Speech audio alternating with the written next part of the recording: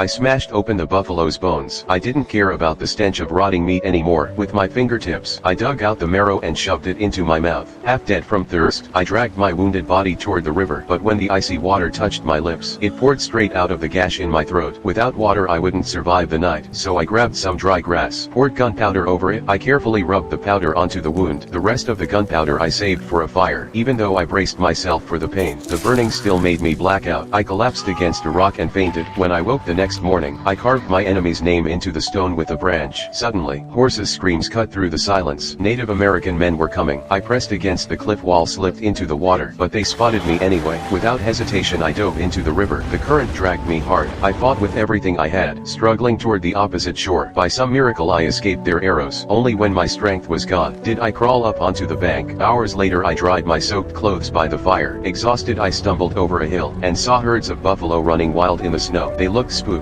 One buffalo was surrounded by wolves. I waited hoping to grab a bite once they were done, but then a Native American man appeared with a torch, scaring off the wolves, claiming the kill for himself. If I wanted to live I had to beg him for food. Sensing someone nearby, he grabbed his bow. I raised my hands high, fell to my knees, and with all my strength showed I meant no harm. After desperate pleading he finally tossed me a piece of entrails. For the first time in days I ate until I was full. I passed out from sleep. The next morning he saw my infected wounds. I scratched out my story with gestures, whispering through a broken voice. I even showed him my bear claw to prove it was true. He let me travel with him, but misfortune struck. We were caught in a blizzard. I collapsed from the pain of my wounds. He built me a shelter of branches, treated me with herbs and kept me alive. When I woke again I was much better, but the Native American man was gone. He had left me food and water. Without him I would have been dead. Not far ahead, I found him hanging from a tree, murdered. The killers were close by, eating meat and drinking by the fire. On the ground a Native American woman lay lifeless in despair. I waited until nightfall, then I crept toward the Native American man's spotted horse, but just then one man dragged the woman toward me, intent on forcing himself on her. I crawled closer, snatched his musket, and handed the woman her chance. I quickly untied the horse's reins, but the man pushed me toward the edge. I leapt and the horse leapt with me. When I woke the snow was freezing me to death. I slit the horse open, pulled out its guts, stripped off my wet clothes and crawled inside. That's the only reason I survived. By dawn I climbed out of the carcass. I walked from sunrise to nightfall, and at last, I found my comrades. They thought I was dead, but after one night's rest in the fort, I told the captain the truth. My son had been killed by Fitz. I knew Fitz couldn't have gotten far. The captain wanted me to stay and heal, but without me he'd never find Fitz. Besides, I'd already set my traps. I hadn't endured hell just to stop. Now I came back for revenge. We split up searching like hunters, and with my instinct and skill, I finally tracked him down. After a brutal fight I avenged my son. I killed the man who took him from me.